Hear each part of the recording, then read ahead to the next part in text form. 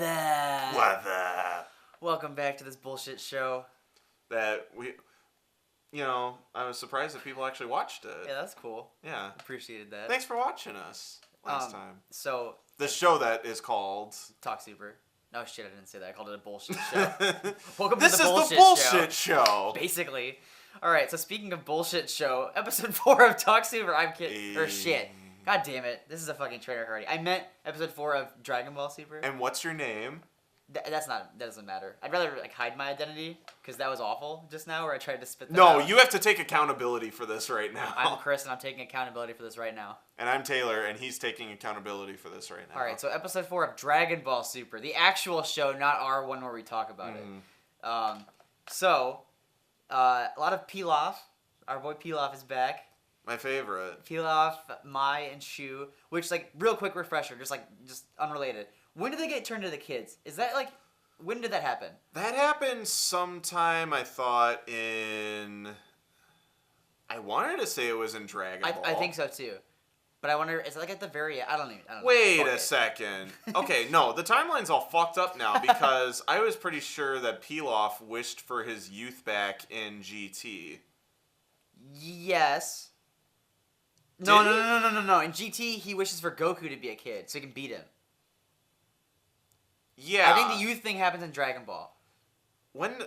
I don't remember. It's not that important. I just was curious. Okay, but he's not, old when he's in Dragon Ball. He's old in Dragon Ball Z. They make, sporadic appearances in DBZ. I guess I don't know when they We'll hit up the that. wiki after this. We'll look it up. I guess. Okay, but anyway, so what happened in this fucking episode? Whole lot of nothing. Beerus and Whis are on their way. Bulma's still mad that Goku and Vegeta aren't coming to her birthday party on the cruise. Pilaf, Mai, and Shu are looking for the Dragon Ball. Actually, first they're looking for treasure, and then on the Dragon Radar, they find that all the Dragon Balls are together. So they because Bulma just got bored and decided to just gather them together. Because that's where the show has progressed now. Honestly, it made Bulma seem so annoyingly rich. It's the second prize in my bingo game at my birthday party is a fucking castle. Yeah. So, yeah. Well, she's the rich... it's just Bulma is 1% confirmed. Yeah. Yep. It's you get the 7 Dragon Balls together. It's gotten to the point now where... Do you remember, watching Dragon Ball where it was a big journey and it was a big, payoff to find all the Dragon Balls? Yeah. And now it's just we just get them when we're bored. At the same time, though, it kind of fits character-wise for, Bulma to take her own birthday so seriously. That's, the prize at a game at my birthday party should be they get a fucking wish from an immortal dragon. That would be something she would do. So... Yeah. Okay, so they're on the boat and they're doing cruise stuff. Yeah. And Goku's still on King Kai's planet. Yep. King Kai is trying desperately to hide from Goku that Beerus exists and is coming toward them because he doesn't want him to challenge him to a fight. And he accidentally spills the beans. One of the things I was thinking about during this was I'm sure there's other examples of it, but I feel like it's not very common that in Dragon Ball and Dragon Ball Z and Super or whatever, our main character is kind of an idiot. He's lovably dumb. Yeah, but we don't really get that very often. Where he's a character that everyone else is trying to just steer toward and away from things because they know he's dumb. He's very childlike and very but that's something that's endearing about. No, I love that about him. He is so childlike and stupid. It's just interesting because most protagonists of series are right. I'm the badass one or I'm whatever. King Kai is literally if I just tell him that he should forget this birthday present, then that'll significantly distract him. Oh, okay. Yeah, he's just leading him away super easy because he knows that Goku's dumb, and then he slips up and reels it anyway. So Goku's all curious about Beerus, and then Beerus shows up. Yeah. At the end of the episode. Yes. Finally, something happened in the episode. This is what we call filler. Yeah. The first 3 episodes had some of it, but it was sort of building towards different stories. This one, up until the time on King Kai's planet, it is all filler. Yeah, the only things that actually develop are that Pilaf and his gang track them down and get aboard the cruise ship because Trunks and Goten help them, which I was kind of oh yeah, they wouldn't know who that is. That felt it took an eternity. Yeah, it seriously felt it did. Like it took forever. They're rowing the boat, and I kept a song about rowing the boat. I kept on looking at the time, and I did too. I'm oh my god, this is still going. I did too. But yeah, but I did think it was like interesting, kind of like, oh yeah, like Trunks and Goten like weren't around when Pilaf was like. One thing that confused me though was like, what, like Pilaf has had like traumatic flashbacks, and like Goku is like the bane of his existence because he thwarted him from being successful. Basically, his life is shit because of Goku. Yeah.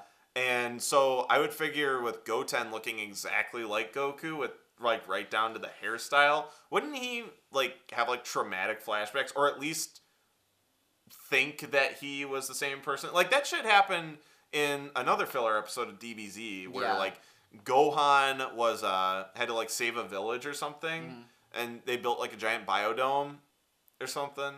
I do vaguely know what you're talking about. Yeah, and General Tao, he sees Gohan and he has like flashbacks to Goku and like runs away and everything. So wouldn't Pilaf have something like that? I would think so.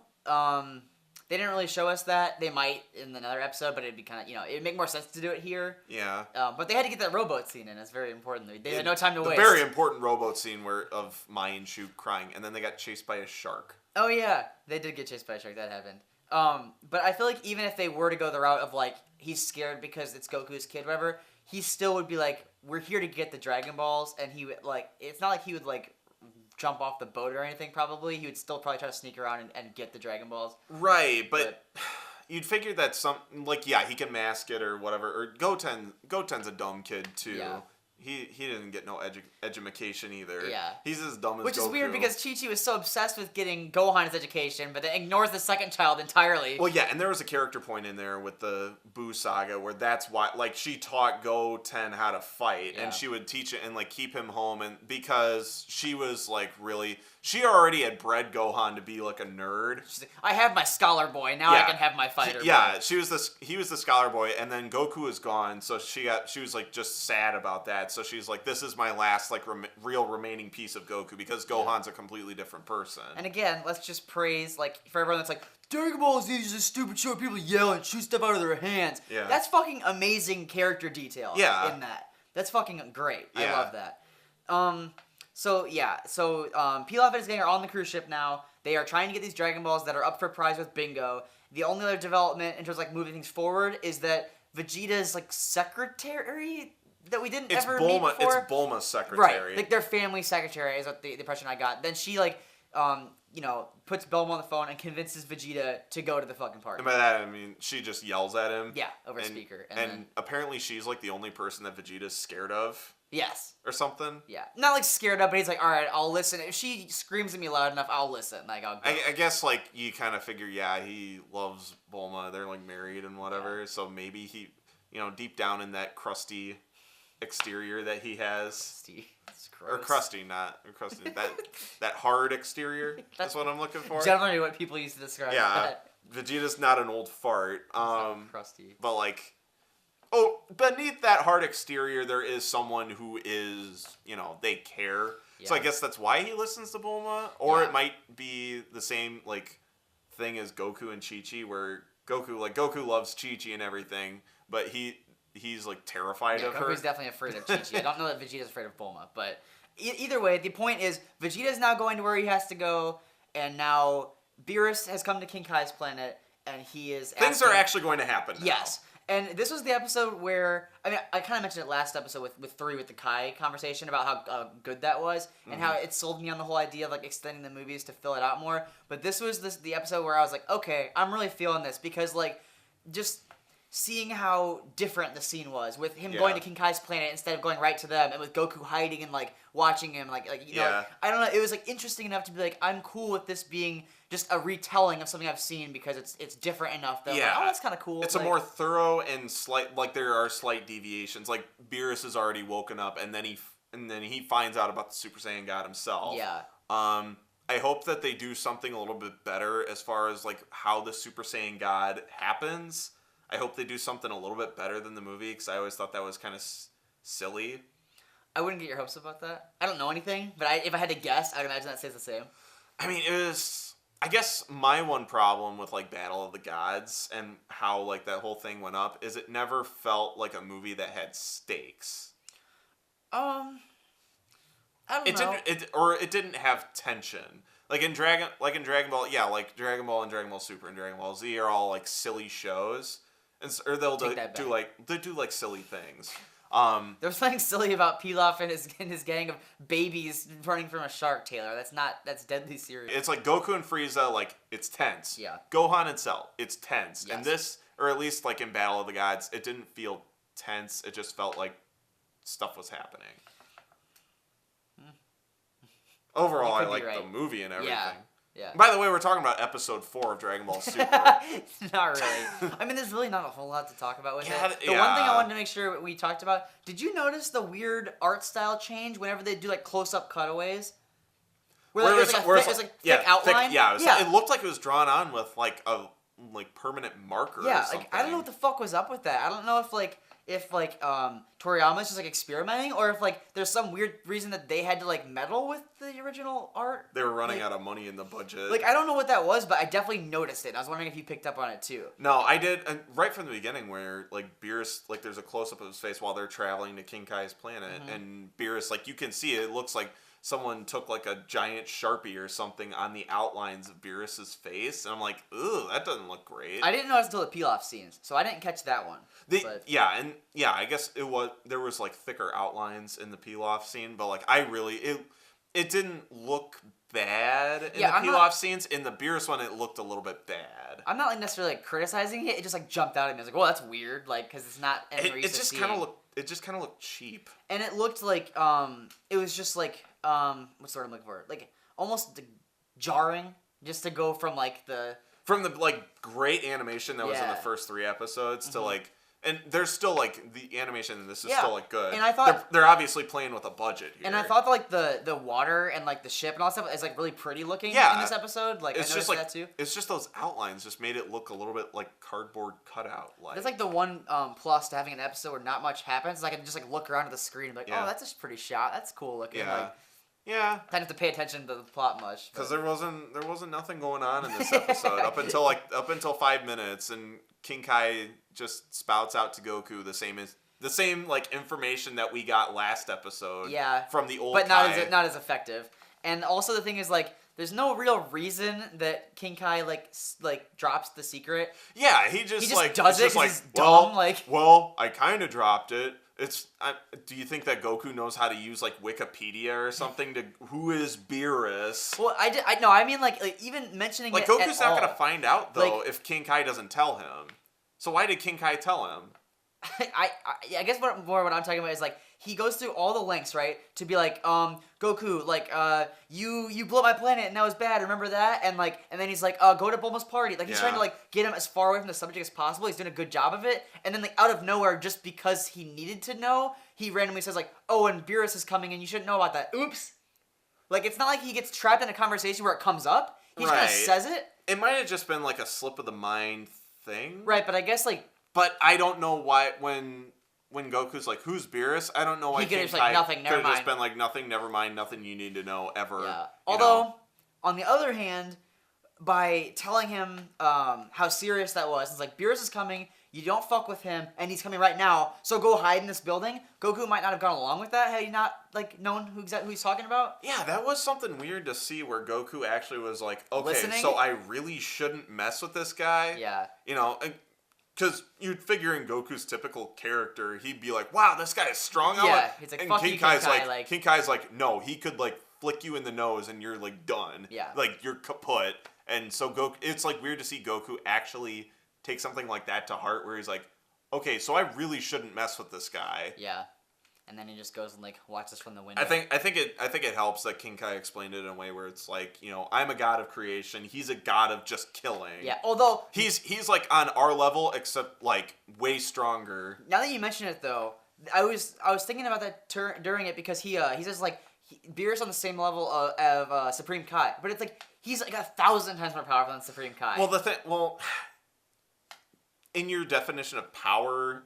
Like fighting wise, like I'm just saying, the Supreme Kai is the worst fucking fighter ever. But like that's not the Supreme Kai is like they've explained. He's a deity. He's a deity. Yeah. He's a like creator. I got that, but like Beerus is a destroyer. The line that King Kai says is he's on the same level as Supreme Kai. And I was like, That's not true at all. Like, if that were the case, Goku's like, what's the fucking big deal? Like, Supreme Kai is like lower than like Goten. All right, who do you have a bigger beef with? Since we've talked about them both, Pilaf or Supreme Kai? Oh, Supreme Kai. Yeah. Pilaf, like I have no problems with Pilaf. You kind of groaned about what is going my favorite when I mentioned that Pilaf is in this episode. Like it just.